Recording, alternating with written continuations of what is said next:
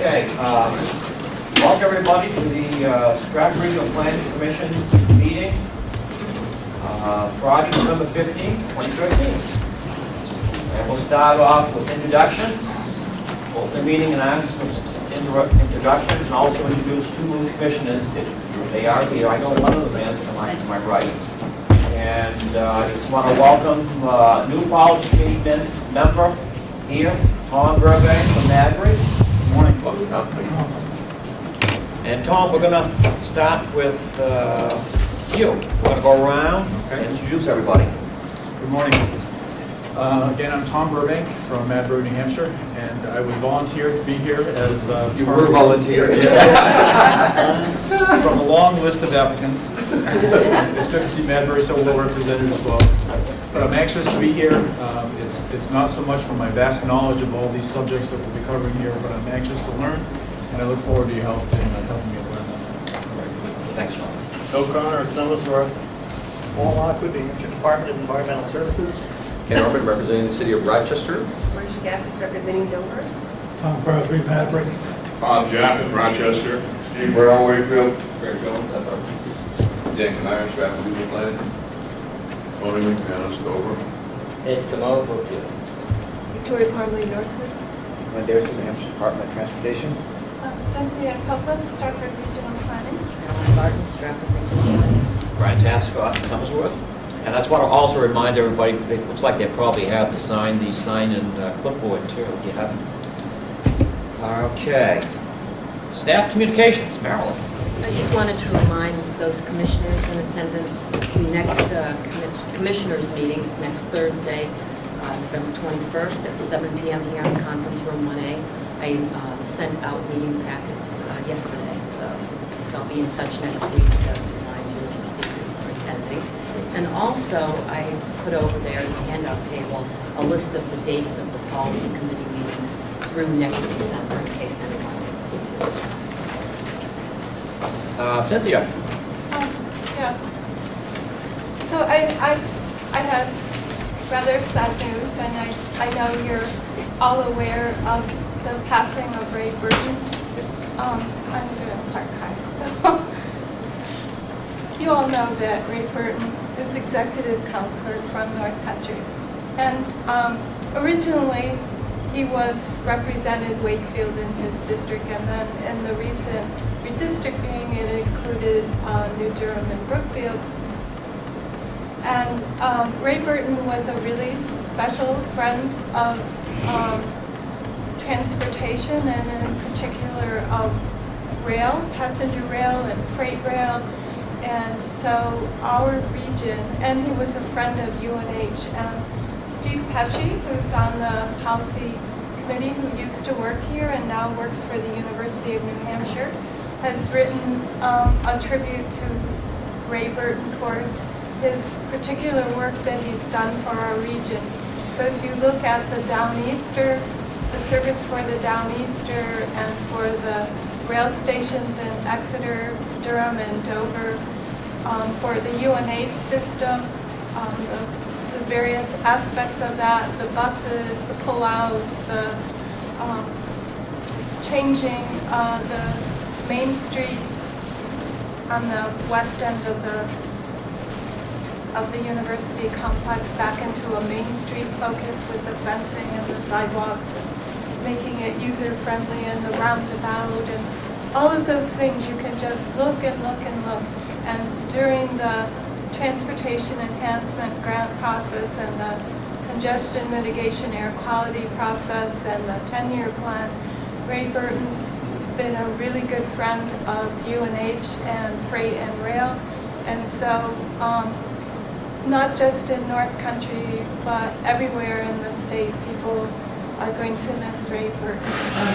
So, please look at Steve Pesci's tribute. I think it's very appropriate. And secondly, on a national level, we're a member of the Association of Metropolitan Planning Organizations, and I serve on the Technical Advisory Committee. And one of the premier leaders in transportation planning at the MPO function was slain in his home in Alexandria, Virginia, on Ron Kirby on this Veterans Day, and it's a tragic loss to transportation planning and MPO world. When I went to the AMPO conferences, Ron is this big star, and he always found a place for the tiny little MPOs, and was a really good friend and colleague. And so with Ray Burton and Ron Kirby's passings, it's really a hard week, particularly for me in transportation planning and our role and function as an MPO. And so I really will miss them, and I hope you understand my emotions. So, thanks. Thank you, Cindy. Thank you. Okay. Item 3, I'm going to open up the public hearing to receive comment on 4.2 and 4.3. And I don't believe I see anybody from the public here. So I'll close the public hearings. Oh, no, we have a presentation. Oh, okay. So Dan's doing a presentation, so we're Okay. going to open the public hearing to receive comments on the approval of the Amendment 3 for the Transportation Improvement Program, and we're going to open the public hearing to receive comments on the public participation plan. I thought I just did that. I thought I, okay. I thought I heard you close it. Well, there was nobody. Dan's doing a presentation. Oh, oh, okay, all right. I Yes. thought you were looking for comments from the No, public. no, we have to do a presentation. Dan, go ahead. Good try, though. Move right along in this area. Oh, I think I agree with Brian. All right, well, we'll start with 4.2, the Transportation Improvement Program, Amendment 3. I guess we've talked about this at past meetings, but for Tom, since he's a little new, I'll just give a quick little introduction to what the Transportation Improvement Program is, or TIP, as we call it. It's basically our 4-year transportation improvement program. Each MPO has to put one together, and then it gets rolled into the state's transportation improvement program. So the TIP is basically a 4-year plan. It's fiscally constrained, meaning that we can't program more projects than we can show funding for. And right now we're in the 3rd amendment. We're about halfway through this TIP period, which gets updated every 2 years.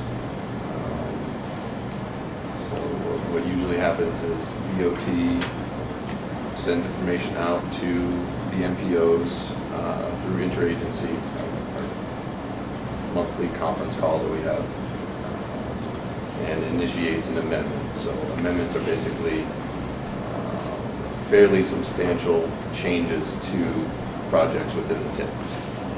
There are also minor revisions, which are smaller changes that don't need to go through this public hearing process, but these are a little more major changes that go to these projects. That, I guess we'll just jump into the projects that are affecting our region of the state. All right.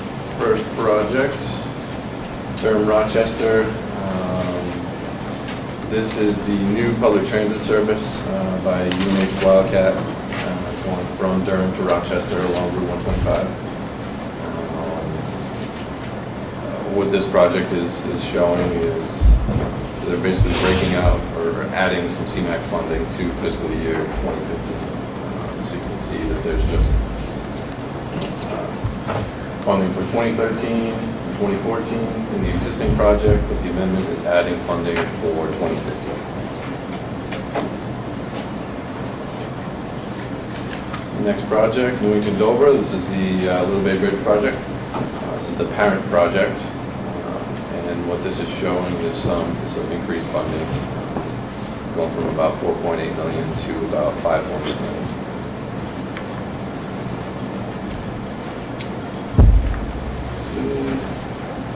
Next project. This is one of the statewide projects. This isn't one of our projects that we put forward. This is a DOT programmatic project having to do with bridge rehab and painting, improvements to bridges. Again, this project is showing a slight increase in funding, going from about $32.3 million to $35.4 million.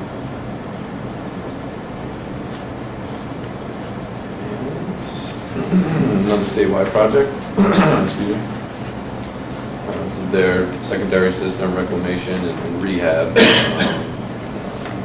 of pavement treatment to secondary highways. Again, this project is showing a fairly substantial increase, going from about $9 million to almost $15 million.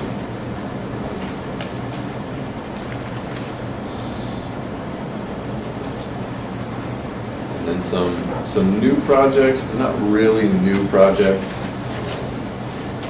They've basically always been around. They just weren't laid out in the original amendment. But since funding needs to go, in this case, the first project to Coast, and then some work is starting at the statewide project, this signalization optimization project. These projects are just, they're being added to the TIP because they weren't there, but they were always, funding was always set aside for these projects. So this Coast, this is just operating funds, CMAQ funds, and turnpike funds for Coast. And then the statewide project is a CMAQ project where they're taking a look at 65 signals across the state to optimize them and make them more efficient. Now, we did receive a few public comments, which I had printouts for on the table with it. So it would be the one titled 2013-2016 Transportation Improvement Program Amendment 3. At TAC, at the beginning of the month, we received a comment from Brad. He was curious as to why, go back to this top project here, this UNH project was showing right here, this 5307 FTA funds. And we got some clarification from DOT that those are in fact CMAQ funds that have been transferred through DOT, and they just needed to roll them into one of their programs, and it made sense to roll it into their FTA 5307 program. So they're actually CMAQ funds, but the way that they got transferred from federal highways to FTA, they needed to call them 5307 funds. Let's see, next comment was just a general comment from TAC regarding this last project, the statewide signal optimization project. They were hoping to get a list of which signals were going to be reviewed and possibly optimized. We requested that list, but we have not received a list. It's very well that it's sitting in Mark's inbox right now. I actually have it. Oh, you did? Oh, Yeah, fantastic. so do you want me to say what they are? Sure, if you have that. Yeah, All right, sure. so this is from Sally Gunn, who is the Senior Traffic Operations Engineer. And it says that this project is only state-maintained traffic signals. So the Somersworth Route 9 signals are city-maintained signals in the compact. There are two state-maintained signals in Somersworth, New Hampshire 108 and Blackwater Road, and New Hampshire 108 and New Hampshire 236. Neither of these signals will be optimized under this particular project. There are 3 signals in the community which will be optimized under this project, and they're all in Rochester. And they are the following 3 intersections with US 202. The Pine Lane extension, the Spalding Turnpike southbound, and the Spalding Turnpike northbound. Thank you. She just kind of addressed Dave Sharple's comment, the last comment there. He was hoping that the signals along Route 9 could be rolled into this project, but as she just indicated, they're within the urban compact, so they're not eligible for this. I just get some clarification. They seem to, this is a signal, like traffic lights, stoplights, being referred to, being synchronized but there are no traffic lights on the turnpike, so I'm not clear about. The intersection. When you So get it's the on- exit and the entrance. Washington Right on Street. 202. Okay, Yeah. When you're coming, if you're coming from Concord, going down, okay. or Barrington. Yeah, it's 202. So it's really, but didn't you read Spalding, or is it just which exits on Spalding Turnpike? 202. So that would be. By the So- shopping center. Okay, Yeah. okay. Sorry, I misunderstood. Thank you. Yeah. Good question. Okay, moving on to, Another question on Amendment 3. Again, this is sort of a theme of mine, at least over the last year or so, in terms of why did the costs go up? So, can you talk a little bit about the 20256? That was a 2-year period, 13-14. And then the proposed is 13, 14, 15. Did people not know that 15 was going to be included in this thing to begin with, or what? Why is that being added? It was always 13, 14, and 15. I don't think there was enough information for 2015 to go into the original tip. DOT must have talked with UNH recently, and they have provided them the figures for 2015. So I'm guessing that they put that into this amendment to show the funding for 2015. Okay, but I guess the part that still confuses me is that we're talking about a 10-year program. 13, 14, and 15 are all originally part of that 10-year time frame. So I'm just not sure why 13, 14, and 15 sort of wasn't, even if it was estimated. We know that there are a lot of these projects that are in the process that end up being refined, and that oftentimes is why the price-driven costs change. But this looks like a whole year that wasn't included. Am I misunderstanding this? No, I think you have that correct. I'm not 100% positive. Okay, so I don't know for sure about what I would, they possibly could have asked for an extension to a 5-year project, which they now have the right to do with the changes. Okay. I mean, if that's the case, that would make some sense. It just didn't explain. And it takes a long time to start up a transit service. Right. So having years 4 and 5 rather than just a 3-year CMAQ, having a 5-year CMAQ makes it more viable option for a transit operation. And I'm pretty sure I read something about phasing out the cost of that recently. Yeah. Thank you. And this is a mitigation, also one of the mitigations for the Little Bay bridges. Correct. okay.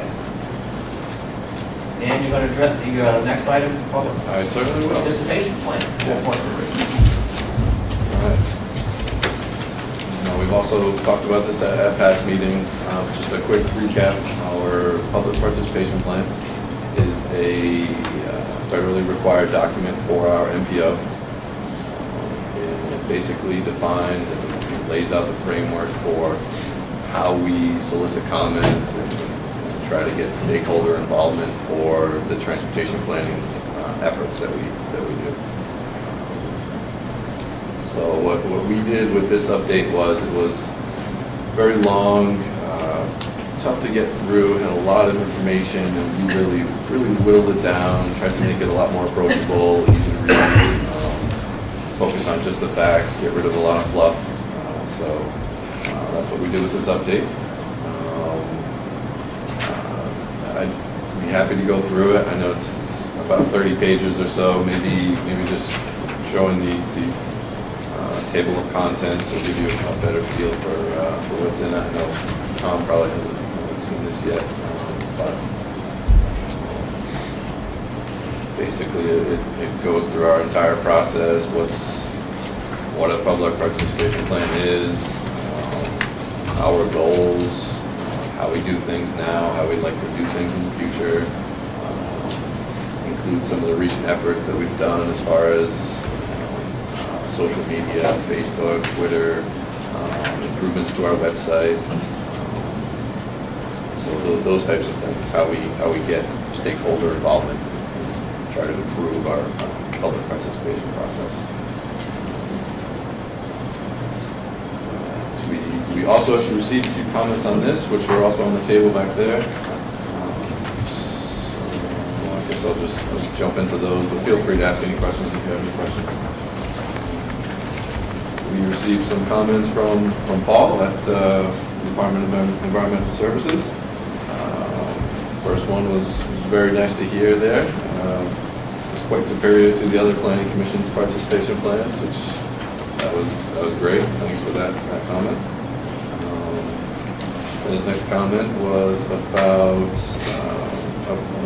targeting underrepresented populations, and he recommended that we piggyback on some of the existing federal and state programs. I guess our response to that would be that it certainly makes sense. That's a great idea. Maybe we can work with you, Paul, to help identify what those are. I don't think we really have a good feel for what those might be. So maybe we can work with you and try to get a better feel for what those entail and how we might be able to piggyback on it. Third comment there is about performance measures, which are becoming more and more popular. Right now we have a number of meetings performance measure, which technically is a performance measure, but it's not a very strong performance measure. So we certainly agree with Paul's comment on that, and there's certainly an improvement for creating some new performance measures as far as public feedback and stakeholder feedback. We had some comments from Bill Connor. Some little technical comment there, some duplication of words in the table of contents, which I believe has been addressed. And then he was hoping that we can identify who was meant by stakeholders, and we're certainly going to look into that. There are quite a few little technical edits and grammar and small little things to button up with this that Mark's going to take care of when he gets back next week. So part of this approval, if you folks were to approve it, would be that it wouldn't be as presented, it would be with those technical edits to be done. We are also anticipating another update to this in February, where we add some graphics, improve the feel, just make it a little bit more user-friendly. So nothing major in February, but we do anticipate another minor update to this come February. So.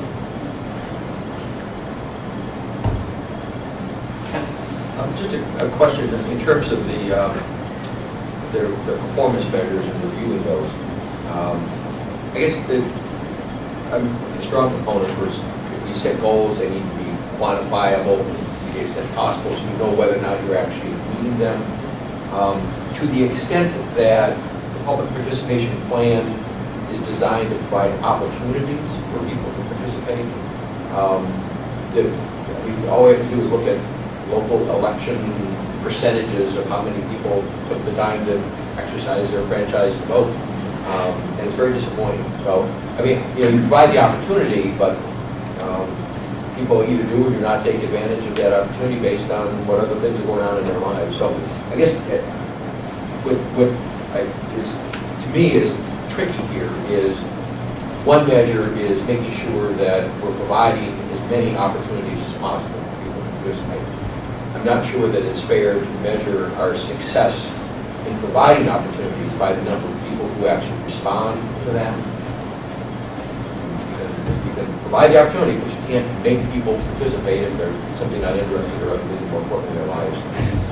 That's just common. Certainly a tough one. That's why our only performance measure right now is the number of meetings that we're holding. So it's certainly something that we're going to look into. We have a federal highways review coming up in February, and we're hoping that they can provide a little bit more information for us too, and maybe some examples from around the country of what other MPOs might be doing.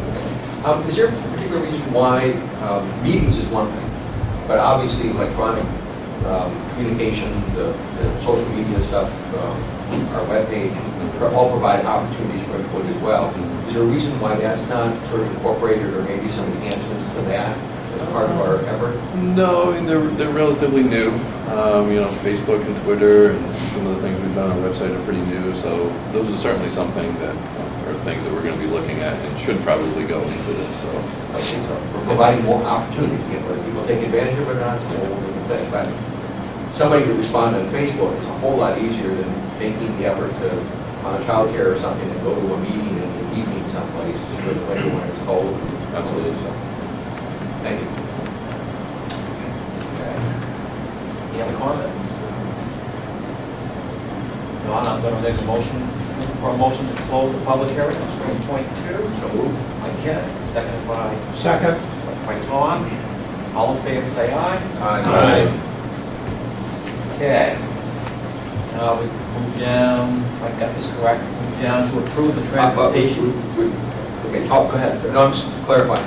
The motion was to close the public hearing on 4.2 and 4.3. Correct. Okay. Just want to make sure we did have to make Yep. a motion. Before we get there, I got a motion to draft the MPO for October 18th, 2013. What was? Motion by Victoria, seconded by I'll second. Dawn. All in favor, say aye. Aye. Opposed? Abstain. Okay. Now we move on to 4.2 with the approval of the Transportation Improvement Program, Amendment 3. I'll make that motion. Sure. Okay, motion by Ken, second by Bob. All in favor, say aye. Aye. Opposed? Okay. Next is the approval of the Public Participation Plan, which is item 4.3, With technical edits, with technical edits. so that we can include the comments. Yep. Adjustments that we need to. Good point. Motion by, And these documents have all gone through the technical advisory committee and received their approval just for the sake of the camera here. So, we have run through, we have at least a half a dozen commissioners there serve on the technical advisory committee that are very familiar with the document. good point. So, are you looking for a motion? Or I certainly am. So I will make the motion that we approve the public participation plan, understanding that there are still going to be some technical, grammatical amendments that do not change the substance of the document. Second for discussion. Second by Ed. Ed, comment? The comments page here, I'm not saying that Bill and Paul are not public, but this doesn't seem like a public response to me. And does this make it into the actual report back to the feds? Yes, it does. So all comments that we receive, whether they're at the meeting, so your comments at the meeting and your comments that you sent in a letter or a member of the public who sends it in, they all go into the document and we respond to them. The plan, does it account for that this is all that we're getting? Like, is there something in the plan that's going to make this more broad? Can you explain that a bit? Sure, like, what are we actually going to do to get more actual public responses? We seem to get these responses just from fellow commissioners and people that are within the system, but we never seem to get anybody from the outside. So it was distributed, it was in the regional paper, which is Foster's, it was online. And I understand your concerns, and they are our concerns as well. So what we're trying to do is figure out how to break into the world where we'll get more comments and reviews. Well, I would definitely be in favor of what Ken brought up, which is utilizing Facebook, because would it be allowable to use Facebook comments It in the went public out comment? on Facebook and it went out on Twitter, and it went out as up on our website. So we use the media we have. We don't have that many followers on Facebook, so it's a very small number of people where Shane is working really hard, to get other followers, but it's limited right now. But we understand that we're trying to get there.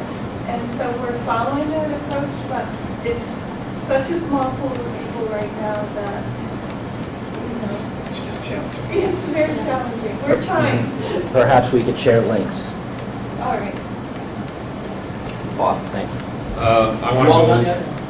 what Ken said before, I'm sorry. Yes, and Marilyn reminded me that this is an extended comment period for the public participation, so everything else is 30 days and public participation.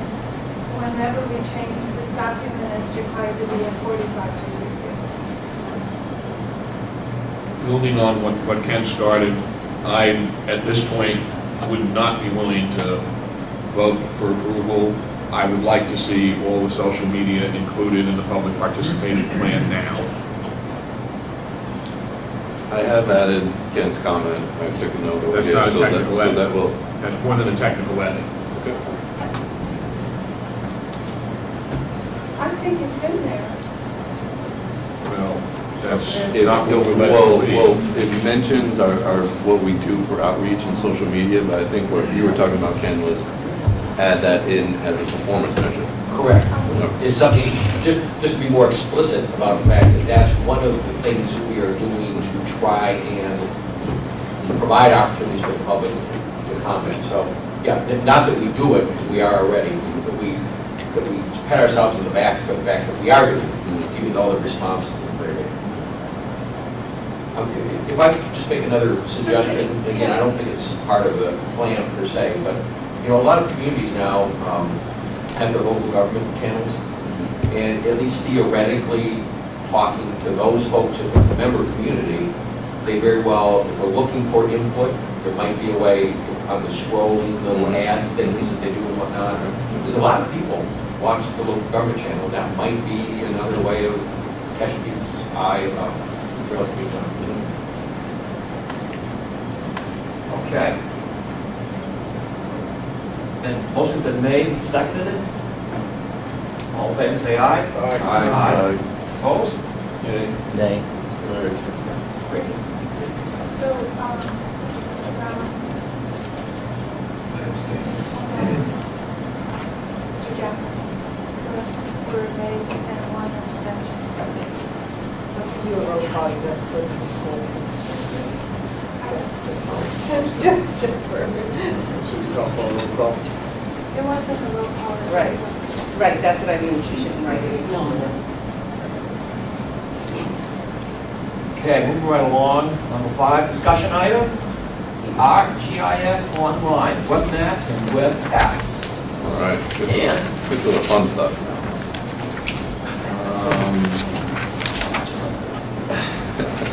All right, now at past meetings, we've been talking about all the data that we've been collecting.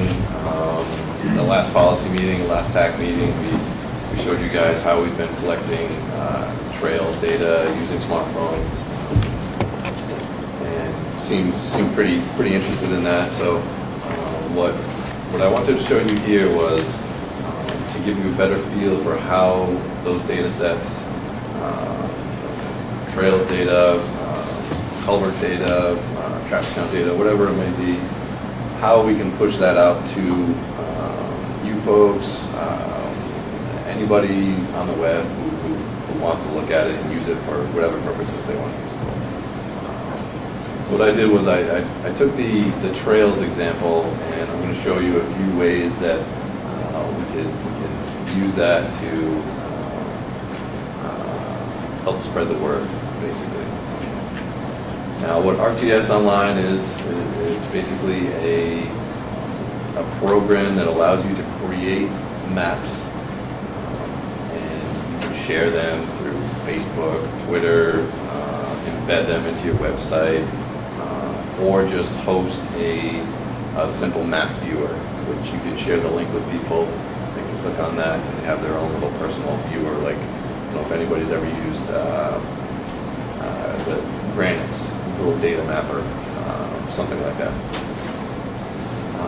So what you see here is, this is again the Durham Trails example. This is what it looks like on our end. This is where we have full control of editing, changing colors, changing the look and feel, and how it works, basically.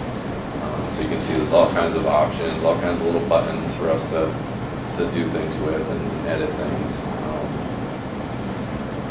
Basically, all I did was uploaded a few of our data sets. I've got some town boundaries on here. I've got some conservation lands and contours and the trails data. This is by no means a final product. This is simply an example, just to give you guys a better feel for what it looks like. So what we have here again is what it looks like on our end. Very simple, fairly easy to put together. The hard work is collecting the data, getting the data to us, which Durham's done. We've helped Durham do. It's been a great collaborative process. So from here, there's different ways to share this. There's this option here, embed in a website. I'll show you an example of that shortly. And there's also this option to make a web application. There are all kinds of templates available, which basically take this map and put it into a nice, neat, fancy presentation. Looks nice, has all kinds of little buttons to zoom, pan, click on the data and view it, print it out, make a PDF, JPEG, whatever you need to do. So I won't go into all of the different web apps, but I'll show you a few examples of them. So here's an example of the simple map viewer that I was talking about. So we've taken this data on our end and we've made a web application that puts it into this. It's all framed nice, has the title. You see the legend over here. You can toggle it on and off if you want to. There's a few different options up at the top to print. If you want to make a PDF or a JPEG or something, you can do that. You can toggle layers on and off. If you don't want to see the contours, you can turn the contours off, or conservation lands, if they're in the way, just turn them off. If you want to see a different base map, say if you want to see some imagery underneath it, instead of just this topo map that I'm showing here, there are some preset base maps that you can turn on very easily. Do some simple little measurements if you needed to measure a line segment or measure some area or get a GPS point or lat long for something. And if you wanted to share it via email, Facebook, or Twitter, you can do that right here. But basically what this does is you can zoom in, zoom out, say there's a particular trail you want to look at. So we'll go over here to West Foss Farm. Behind the data, there are certain attributes sort of configured, these little pop-up windows. So if you click on this trail segment here, a little pop-up window comes up saying that it's a trail, it's a moderate surface, the property is West Foss Farm, and that particular trail segment length is 0.68. That's in miles. You can edit these pop-up windows to be as detailed as you want, to show whatever attributes you want. But for right now, I kept it very simple. So this is again, very basic example of what can be done. I also wanted to show you guys, we can pass this around, this is an iPad. I've got this same map viewer up here, so if you guys want to just kind of pass that around. I don't know if you guys are familiar with iPads, but it's very simple. If you want to check out a trail, tap on it, one of those windows will pop up. Just kind of use your finger to move around, pan around. If you want to zoom in, just kind of take the screen, and it's, maybe a neighbor can help you if you're not sure how to use it, but feel Like free a to. kid. Yeah, exactly. Yeah. Feel free to pass that around and play around with it. In addition to this simple map viewer, here's a quick example that we loaded onto our website. For now, it's temporary. We put it on our mapping and GIS page. We'll keep it up there for a week or so if you guys want to check it out or show anybody at your community or organization. But right here on our GIS and mapping page, there's that same map. But it's just embedded right into our website. Has all the same functionality. Zoom in, pan around, click on things, you can click on the trails, you can click on the conservation lands behind that to figure out what property it is. Click on the contour lines to figure out what elevation you're at or what elevations you might be going through for that particular hike in this case. Yeah, you can do that with any community. We can do this with any community, any data set they want to show. We can easily do this with tax maps, zoning data, any kind of utilities or infrastructure. So there are lots of applications that you can use this for, not just, in this case, like a recreational option.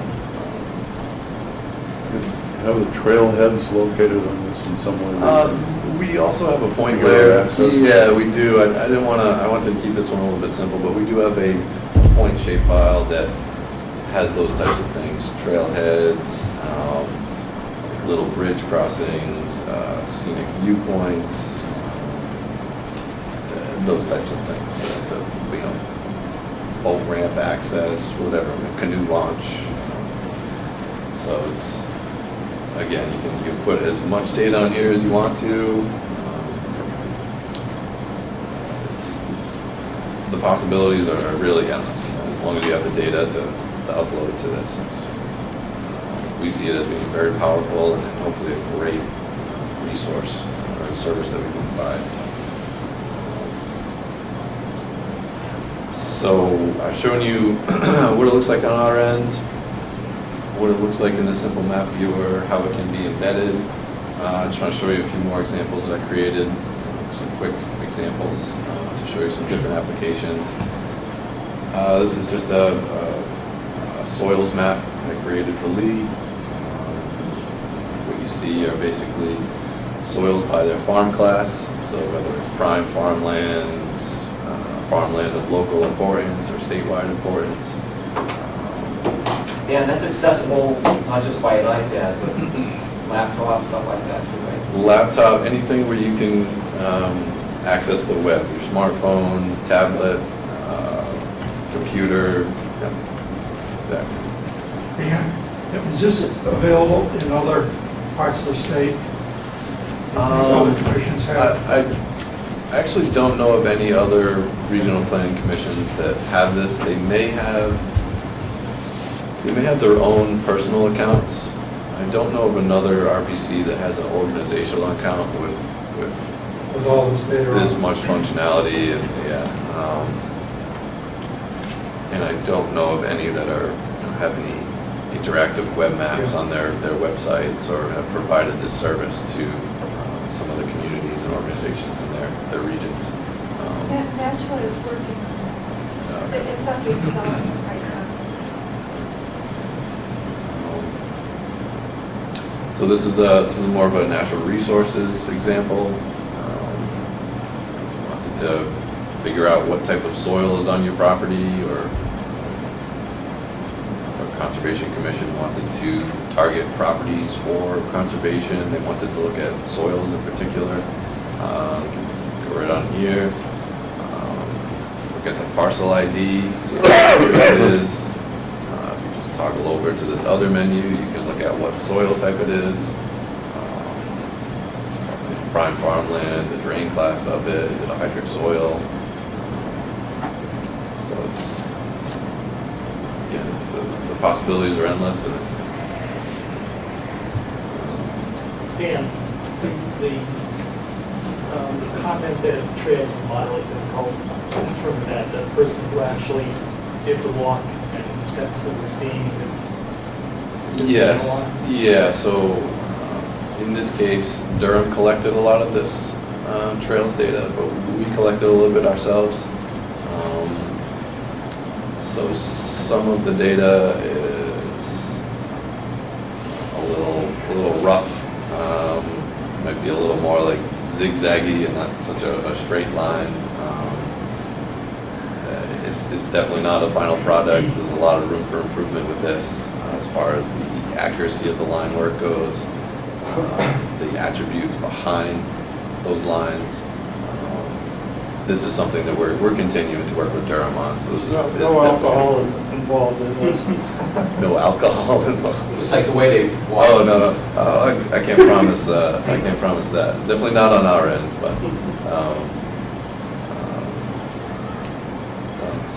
all right, so we've seen the trails example, the quick little soils example. One thing that we created for our comprehensive economic development strategy was this quick little, this is another web application that compares different maps, different data. So if you want to see different data side by side, this is a web applicant that can do that for you. In this case, it's 3 different maps, all set up the same with just different color schemes. This first one is showing median household income, the second one is showing the poverty rate, and the last one is showing per capita income. So this web app is pretty cool. You've got all these different buttons down here to have it show whatever you want to show. This is the data that's on each map, a legend to go along with each map. But these buttons are cool down here. You can synchronize these maps, both by scale and location. So whatever you do to one map happens to the other 2 maps. So if you zoom into, take Rochester in this case, zoom into Rochester, the other maps follow along. Click on Rochester for all 3 of the maps, and up pops the data that you're looking for. You've got median household income right here, percent below poverty level, and then per capita income. So it's a great little web application to take what would normally be one busy map with all of the data on it and separate it out into 3 maps, side by side, to show all the data. I like this little map right here. This is a great, simple, but useful little web application. We've also embedded this into our website too on our sales page. I'll show you a quick example. It's all the way at the bottom. Yeah.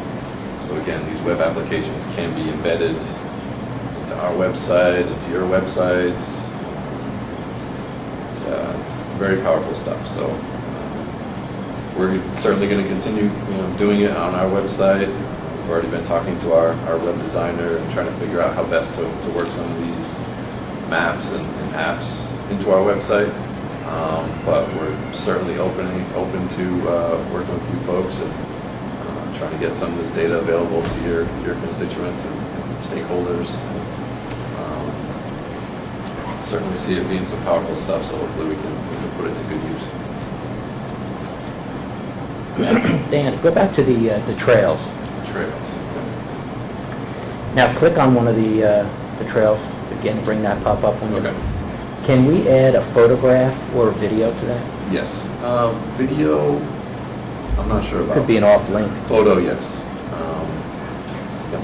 But It could, yes, it could just if be a it's link. coming from us through the app that you showed us last month, Mhm. I think it's the trail mapping piece is free, but I think you have to upgrade to have another component added in, because I wanted to show a picture of a particular intersection It wasn't clear where the trail really turned. Okay. But it said I had to upload something else, which I think is what I just didn't check it out. But so that would be something worth checking out. Because that, having the picture to actually see where the trail turns or what the bridge might look like would be much handier than just. So that was within that Map My Hike program? Yeah. That app, yeah. What you could have done is just use your phone's normal camera, Right. taking the picture, and if you upload that to your computer, if you were to send that to us, we can then embed it in here and have that be part of this pop-up window. But what I need to describe is, well, we'll talk about that later. Yes, yeah, so there are workarounds where you don't need to buy that upgraded version of that app, but that would probably make things a little bit easier having that, the full capability all within that app. Okay, so. sorry, I didn't mean to jump in, No. but at least there are theoretically ways which make it more useful. Because what about the ski trails too? Oh, like cross-country ski? No, the snow machine trail. Yep. And if that's advertised, to out of state, people can look, at what we have and then visit and spend money. Yeah, there's no reason, at least on the app that you showed us last, why you couldn't do that. Now, you'd have to have you might have to plug in your, if you're going on a 200-mile ride or something like The that. state must have them. We actually have trail data, like snowmobile trails data. Forget the organization that mapped it, but I think it's a snowmobile or snow machine organization. I'm not sure how comprehensive it is. I'm sure it doesn't capture every single trail that we have in our region or in the state, but yeah, any data set, any geographic data set that we can get our hands on can be mapped out. So as long as the data's there, if somebody wants to collect the data. Well, it could be another tool to add into the public participation plan.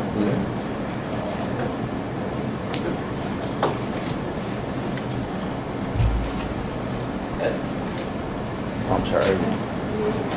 The Google has that truck that goes around and takes photographs of the road so you can zoom in. Can this be done on here also? So you're talking about that street view, right? Yeah. Where you can click on the street So view. the trail and turn around, yeah. You could stay home, you don't even have to go out and walk it. Yeah.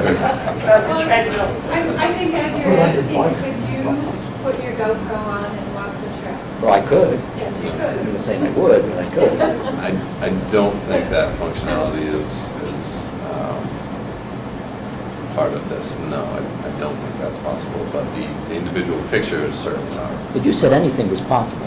I guess theoretically you could create small segments of each trail and have a picture for each one of them pointing in different directions. It would make for a pretty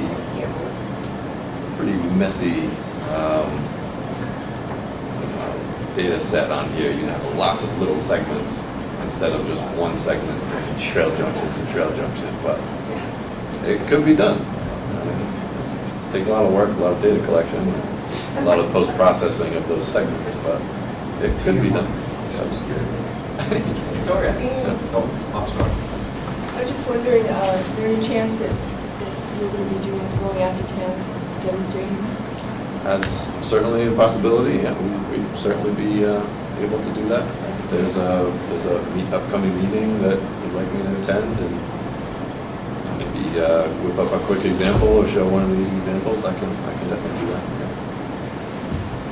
I think it would be my suggestion if you could send out the information, not only snowmobile trails, but horse organizations, like did a lot of trail riding, and it would be wonderful to have something like this. Sometimes people get out there, they're afraid to go out, lost. Oh, yeah.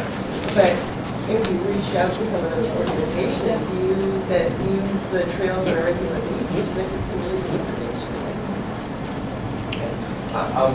In an effort to make this as useful to as many people as possible, it seemed to me, I don't know if you're sort of in a beta testing mode in terms of how you're going to set all this up, but once you've got sort of enough there, I can see where the Rochester Recreation Department, for example, would be interested in having a link on its website to this kind of stuff.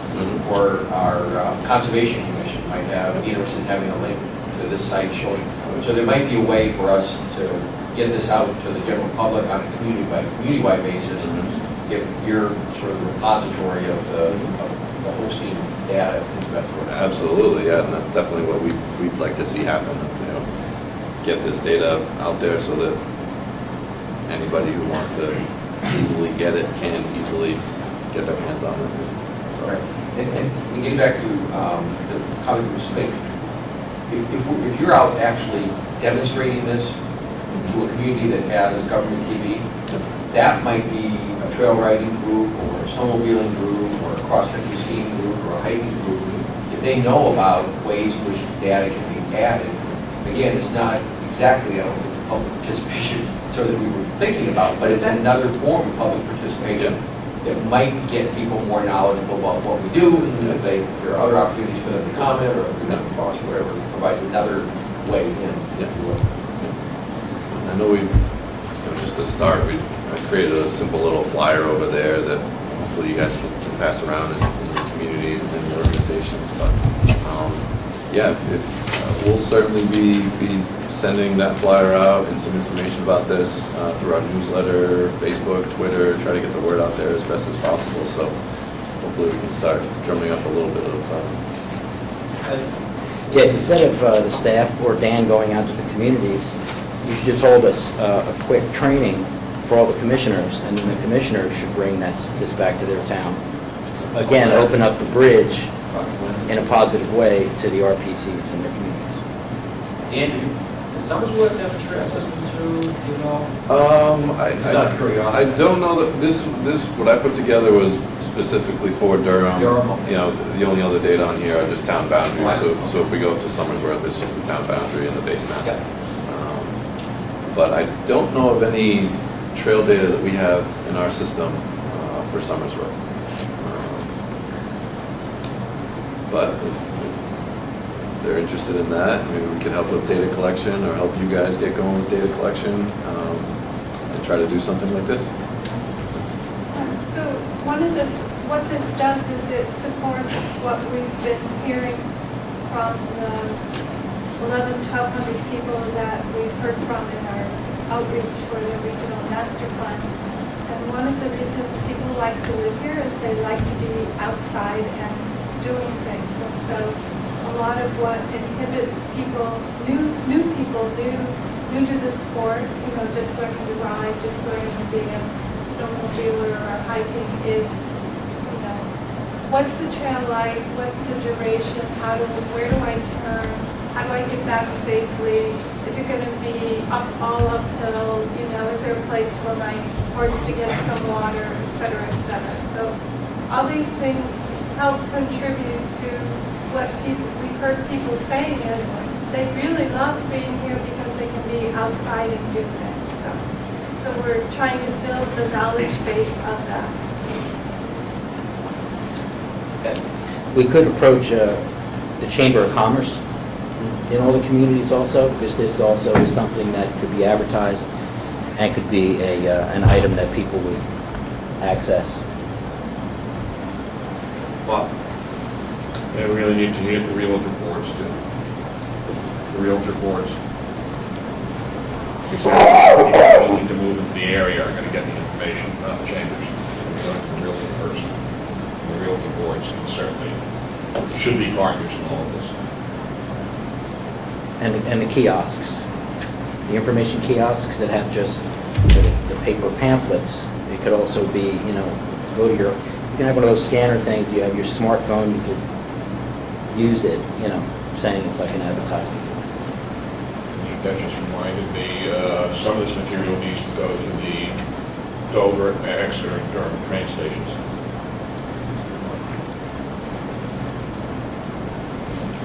There's a tremendous amount of literature in that Dover station. I worked there on Fridays. Huge amount. I just wanted to add, I did take the train to Freeport on the $5 day, and at the train station in Freeport, I don't really like to shop that much, so there was a map that had trails that you could take from the train station and spend the whole time walking in the vicinity of the area. And there were some nice hikes there. There were some short ones and there were some longer ones, and you could do all of them from the train station. Okay. Moving on, project updates. UNH Rochester bus route update. Dan? Yeah, we were hoping that somebody from UNH could be here to give a more detailed update, but unfortunately they were pretty busy, and if you heard, there's a big You missed the bus. bullying seminar going on at UNH, and there was a lot of schools, a lot of buses going to UNH today to take part in that seminar, so that's great, but unfortunately UNH couldn't make it here today, so I did talk with Steve Pesci on the phone, and he gave me a quick little update that I'll pass along, but he also said that they'd be sure to make it to a future meeting to give a more detailed update. But basically what he said about the new service is that the AM and PM routes are doing very well, better than they expected, but their midday runs aren't doing so well, which they sort of expected, but what they're going to do now, or what they're doing now, is looking into possibly eliminating or reducing some of that midday service and just expanding their AM and PM services. So they're looking into that right now, but they haven't changed their schedules yet, but they most likely will be. I have a question. With the improvements that DOT made at 9 and 125, is that cut down at all on the traffic delays there? Delays, you know? I'm not sure. What? People, yeah, people are, kind of asking. It almost feels like maybe the traffic's moving a little bit better. I'm curious. I haven't heard much about it myself. I don't know. I don't travel down 125 too often. What? I don't travel at all. The reason is to help cut down on some of the congestion, but also they do make improvements. They've added the light, and there's a lot of different changes that have gone on. Wanted to make sure the road wage lane didn't contribute more than what Ken? Dan, when you communicate back to Steve in terms of hopefully maybe the next meeting, could you ask them also, when you're doing a bus schedule and you don't end up with ridership, you sort of, in my mind, there's two different ways to deal with it. One is reduce the amount of service when you don't have as much ridership. But that assumes that there isn't a potential for more ridership. The other thing you do is you mark it and make sure that the people who might be able to use it know about it. And so I guess what I'd like to hear is when they come to talk about what's happened so far, I'd also be interested in knowing what sort of marketing or what sort of efforts they've made to increase the efficiency of the service overall in terms of people knowing about it. And it may be that they've done all of that and it just makes sense to eliminate some of those runs. But I'd like to know what they've done. Okay. More specifically along that route, brought it up, how they're working with either Wentworth or Frisbee, because of those large medical facilities that are on 125. Because that should be a primary use. The clinics, well, yeah. Thank you. And when the park and ride opens, that will change things as well. The origin in Rochester will change. This is a pipe dream, but I was in the 125 Route 4 traffic circle yesterday, and it was absolutely huge. So it's great that bus service is perhaps helping traffic on 125, but Route 4 has a long way to go. And there are a lot of commuters to come Route 4, up 125, keep going, and I'm just hoping that that's going to be considered more. I know, it's before, it's like backed up for miles. It was So this Towards is the Durham. point in time, this is the point in time where I say that the Route 4 125 park and ride is a mitigation for the Little Bay bridges, and it is a preliminary design, and it's looking for a funding source. And I think the primary one is CMAQ, congestion mitigation. So the holdup there is scheduling of a meeting of the congestion mitigation air quality committee. So, I think they are talking about meeting somewhere in January or something. Yeah, I'm not sure. So it is going up there, talking about it. and we're expecting to see that project as an applicant, right? Yeah. As a lead resident, I hope so. Exactly. Okay. Under other business, first we got Dan, and Cynthia, then Greg. All right. I guess I'll sort of intro into what I think Cynthia's going to go into a little bit more detail, but the next GASSET meeting, actual final GASSET meeting, is going to be at DOT, the main building, on the 20th at 1 p.m. in room 114. And for our interagency call that we had yesterday, DOT just wanted us to pass along the fact that it's, the public hearings and public comment sessions are, have come and gone, and that this GASSET meeting is really for the counselors to talk about what they've heard through that public hearing process, and how they're going to basically take those comments and suggestions and how they might approach them with this current 10-year plan. So go to listen, not talk. Yes. Where's the big no? It's a non-public session.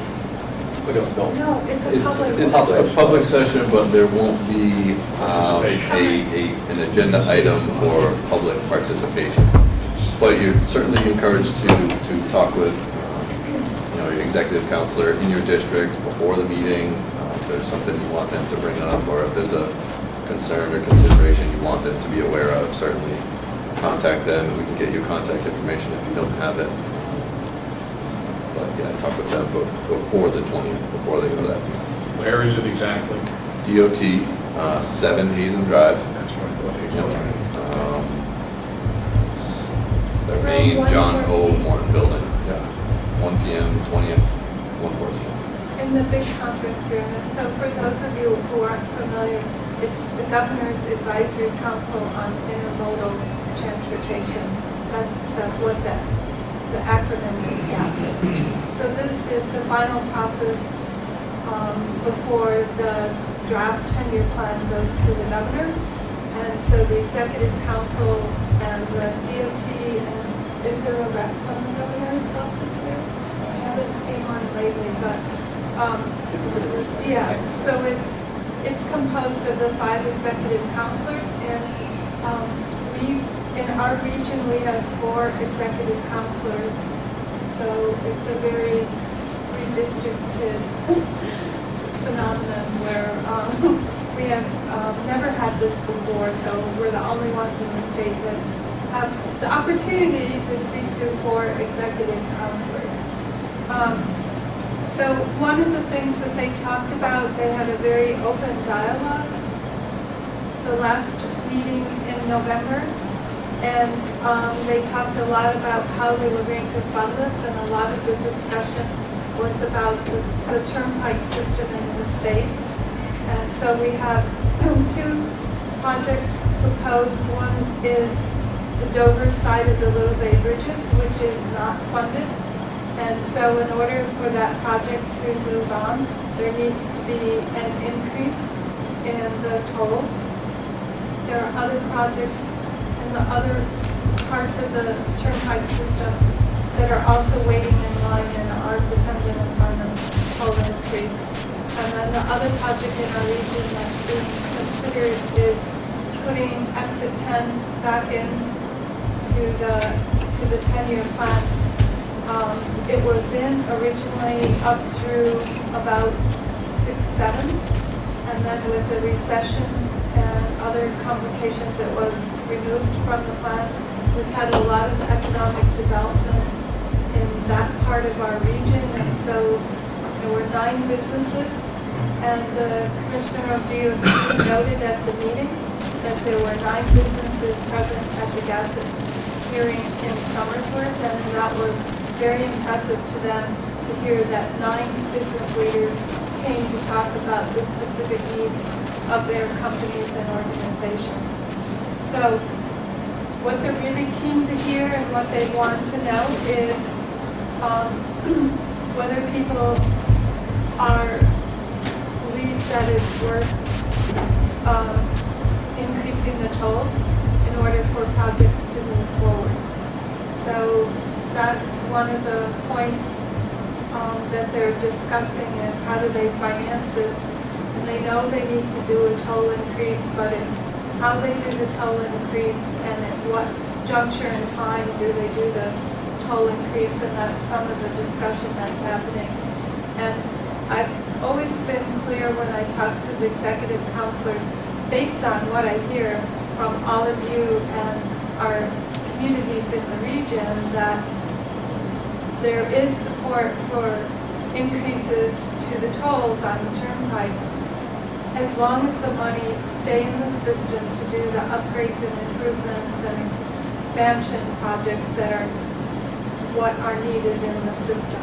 So, you know, if there's any change in that, you should let me know, but that's what I've been telling them about our region.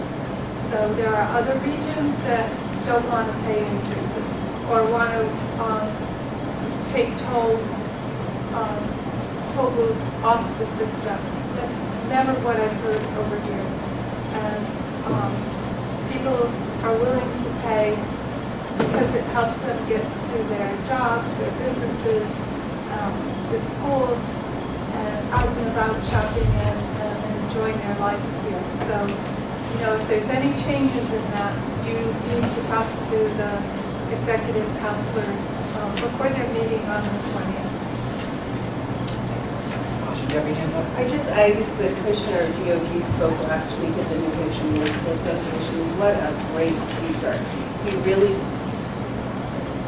really expressed, it almost seems like a crisis in DOT in their budget between the no increase in the gas tax and this whole, we're going to have some real issues down the road. And I don't think people realized, in particular with the gas tax, that increase was going to put more money back into communities to do the improvements they needed to do. So it is kind of scary. If we don't raise the toll and we don't increase the gas tax, what kind of situation we're going to be from a transportation standpoint.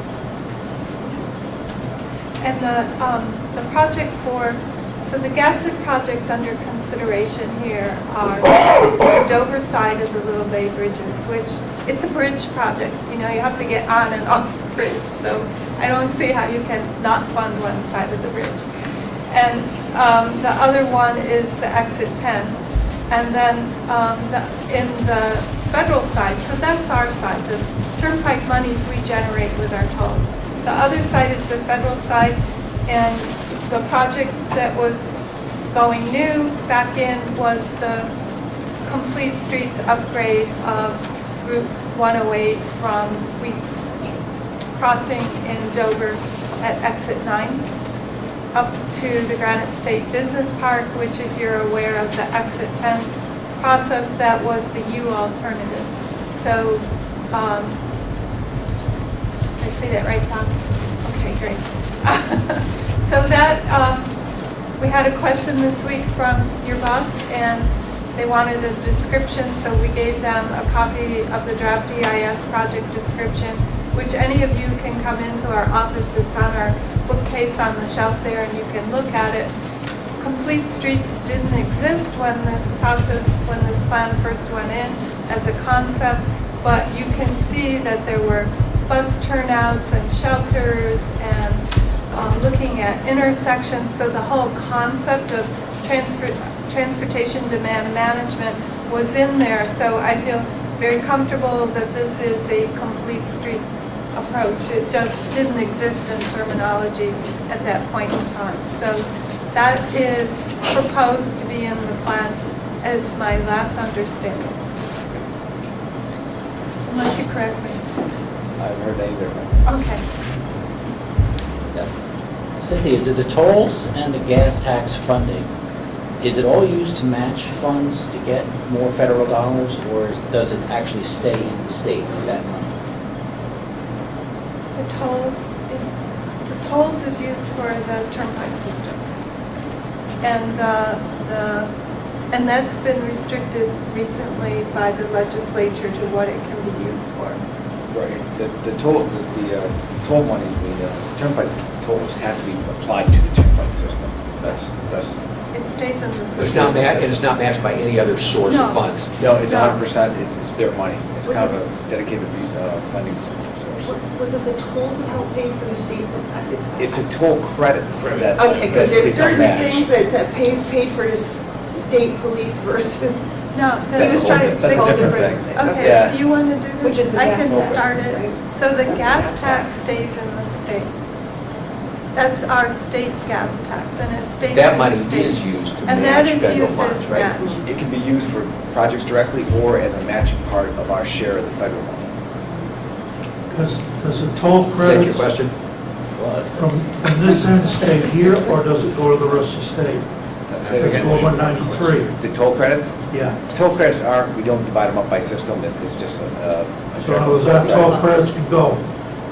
Yeah. To it every can- turnpike. Yeah, Well, actually, the toll credits can go, to the federal system. the toll credits go to the federal system.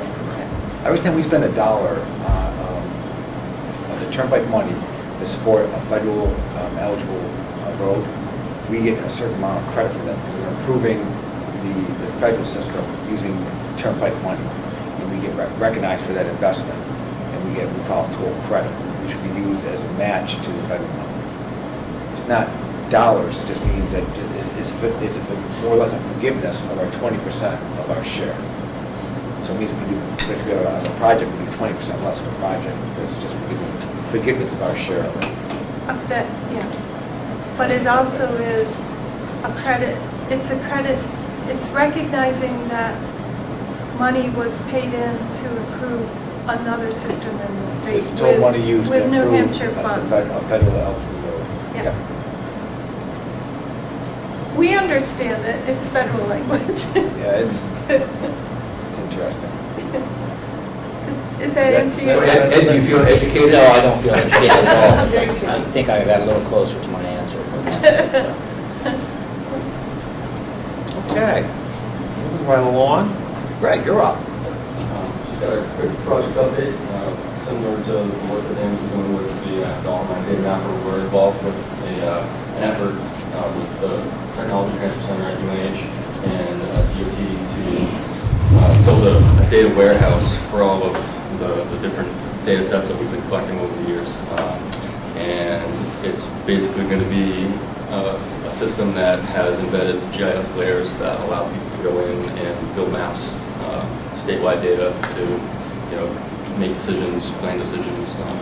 And we've got our third meeting today, actually, at 1 o'clock at District 6 in Durham. It's a meeting to iron out some of the attributes that we're going to be collecting for sidewalks, which is what we're going to start this project with. We don't have too much sidewalk data at all right now. I think all we've got is a little bit of data from Newmarket that we did last summer. So today's meeting is going to have an emphasis on ironing out the attributes and figuring out a way to build in a cost estimate system so that we can actually help public works departments, highway departments to estimate how much a sidewalk replacement project would be, or a program replacement project, or to build one. So that's what we're going to be meeting with today, and then meeting for today. And then on the 25th of the month, we're going to be convening all of the state's RPCs together at a meeting in Concord, in addition to other state agencies, which we'll be inviting to basically come and give their expertise to this project and sort of iron out what we want to collect with this project and help us to implement it. So I just wanted to give you a quick update on that, and it's underway. So hopefully soon it'll be done. That's the goal. Question, it was triggered when something Dan said earlier, and this would involve you as well, and theoretically, even the broadband business. Is there any consideration of collecting restricted data and how it's going to be held? Because pipelines falls under that category. You're saying information that we don't necessarily want to be out to the public. That's correct.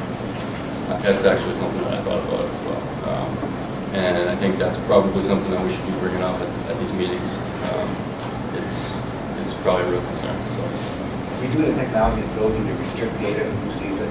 So, understand the ability is there. The point is, if it's never considered, we could be in trouble more quickly than we realize. And dealing with the gas utilities is a huge sensitivity. Some of the power companies are not happy with how information is being shared. So, yeah, right now, that these are the transportation, we don't have that under our jurisdiction, so most likely we'll be something like that. Everything we do collect so far, and we have a planning fund, is all public information. Yeah, I do appreciate what you're saying, and we try to. again, realizing that federal definition says pipeline is the fifth mode of transportation. So it's time to look at it. The answer may be there already, but it may not be available, known to us. We can certainly bring that up at the meeting and make sure that it gets circulated. That's it. And the plotter is arriving when, Dan? Probably 3 or 4 days after we submit that credit application.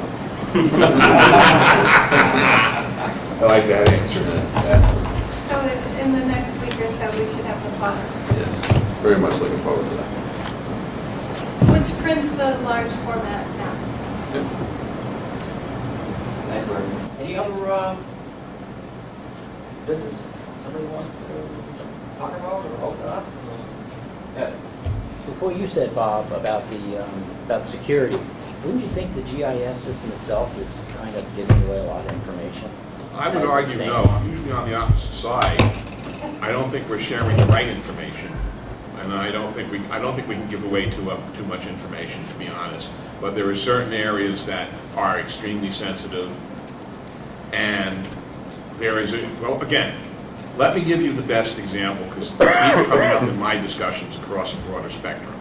Baltimore train tunnel fire a few years ago. Most of you may not be aware of it. It was the only time since Camden Yards has been built that they had to cancel the ball game. It was a very severe fire. What most people don't understand is that right-of-way also contained fiber optics that almost knocked out the entire Northeast for internet. Now, that's not a secret, don't get me wrong, but not all of that information should generally be available, but it needs to be available so even the emergency responders know why they need to be doing some of these things.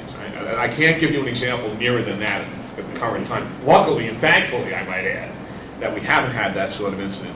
But the left hand and right hand not knowing what they're doing, DigSafe is probably another excellent example. Any homeowner can find out what's on their block, but they're not going to be given the whole map of the entire system.